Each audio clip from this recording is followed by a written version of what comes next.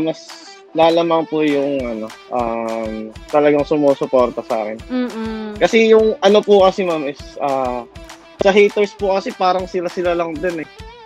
So, nakikita ko po din kasi yung pare-parehong tao lang din yung okay. Bumabalik-balik talaga ng naninira. Oo. Gumagawa pa po ng dami account. Wow. Gumagawa pa po ng GC, gano'n. Grabe talagang may GC pa sila. So, paano mo hina-handle yung gano'n, CJ? Yung mga nambabash sa'yo, yung mga haters mo? Sa akin po, ma'am, isa pang kasi yung mga trash talker din po kasi para sa akin po asaran lang po kasi talaga yun. Ako po kasi talaga yung tao na asar din po kasi talaga ako. Mahilig din po akong mga asar. Pero alam ko po yung limits ko na yun. Ayokong personalin yung tao. Oo. Ayoko, alam ko po yung limits ko na hindi ako mandadamay ng tao. Ayun po. Kapag may nakakatalo po sa code, hindi ko po sila tinatawag sa mismong pangalan nila. Code name lang po. Yeah. Kasi pag trash talk po kasi is dapat laro lang.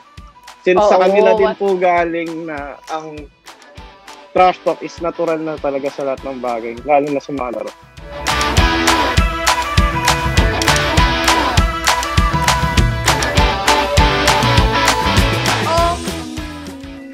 Before pa po ako mag-stream, may ganyan na po talaga. May ganyan na po talaga. Like, pinsan po ng congressman, gano'n. Ay, wow! What? Opo. Grabe. Parang magugulat ka na lang, naisip mo na, kala ko sa pelikula lang nangyayari yun. Parang pati wala sa totoong buhay. Seryoso pala. Opo, may mga gano'n po. Paano ginawa mo noon? Paano nireplyan mo ba siya or instant block agad? Auto-block ganyan? Yun sa meeting. Pero syempre, okay. Nagsalita na lang po ako as professional. Syempre, sumagot po ako in a good way. Pero syempre, hindi po natin hindi po Oo. Ayun po.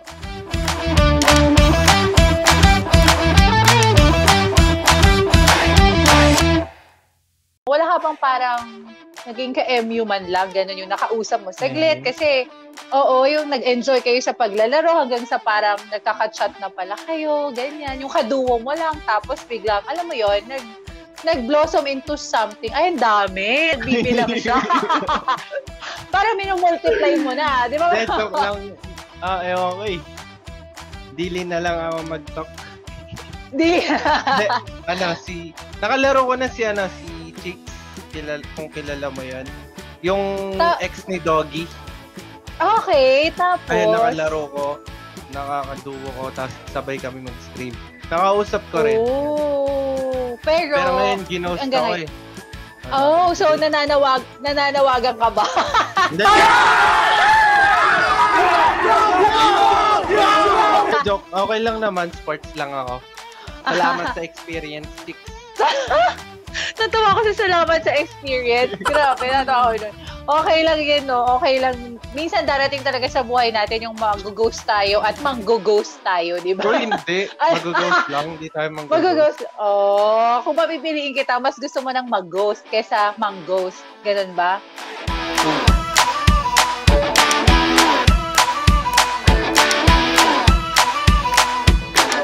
Hindi ka ba nahihirapan? Kasi bukod dun sa mga nagpapa-shoutout, for sure, may mga nagpapapansin sa'yo dyan na ibang streamer. O yung bebe mo yung nahihirapan kasi may mga, sumatsane, ganyan, humuhukage.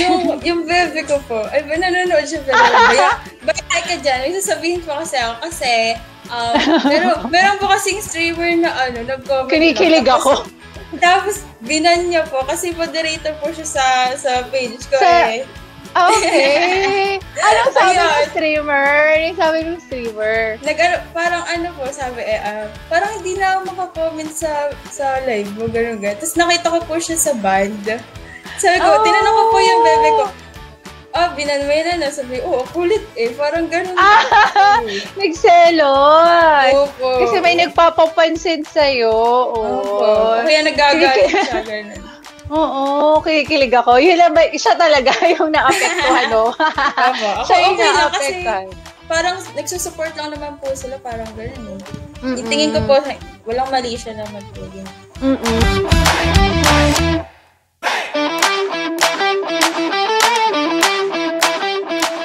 ayan. Kahit, sige, may girlfriend siya, pero kung yayain ka niyang makaduo niya, papayag ka ba? Opo. Wala isip yun. Agad din nag-isip.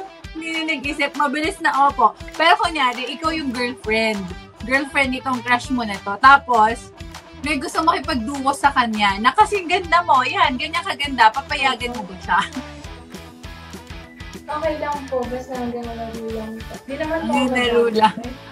Mga pro player dyan, hindi ako madamot, guys. Generous si Shanda. Alam niyo na.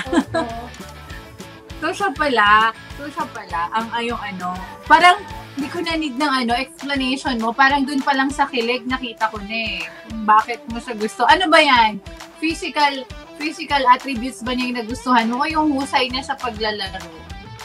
O bakit malakas yung Supportive din po kasi siya. Parang nung nagko-comment ko kasi stream niya, like, pinapansin niya po. Then pag nag-stream po ako, minsan po, dumadaan po siya. Mabait po. Ay, nakakatuwa naman. So, siguro, kung nag-stream ka, no? In-game ka, tapos bigla mong napansin na nanonood siya. Hindi ka ba nawawala sa focus? Ay, ipapatay ko na po yung cellphone ko. Hi, boss! Siya na lang, no? Ganun po. Grabe yung kilig ma. So, ang cute naman nun. So, paano pa kung nakita mo siya nanonood? Paano pa pag nag-comment siya? Wala na, uwian na, gano'n. Ay, wala na po talaga. Hindi na po. Tapos na yung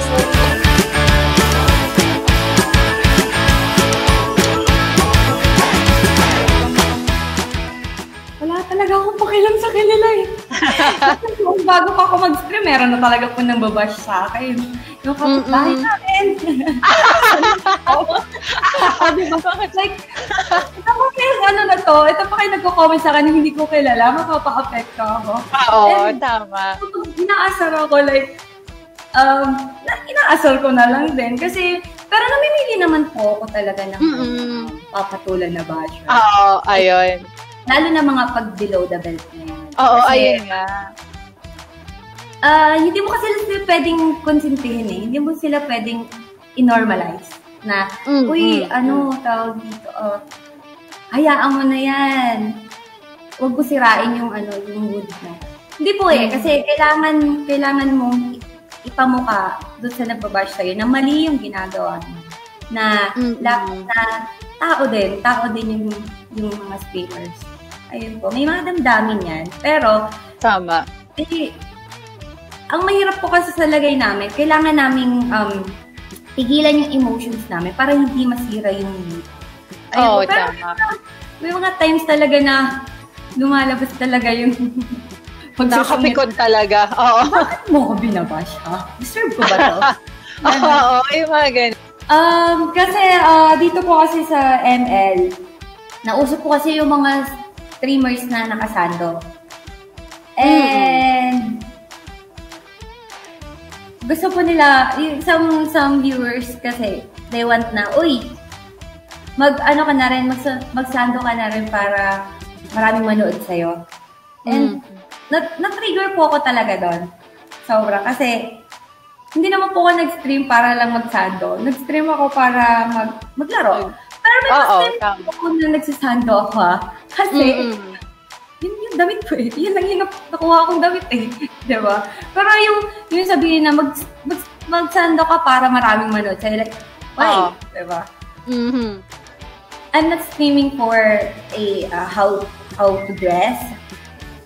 Diba? I'm streaming po kasi sa ML. Gusto ko maglaro eh. Ayun po. Yun.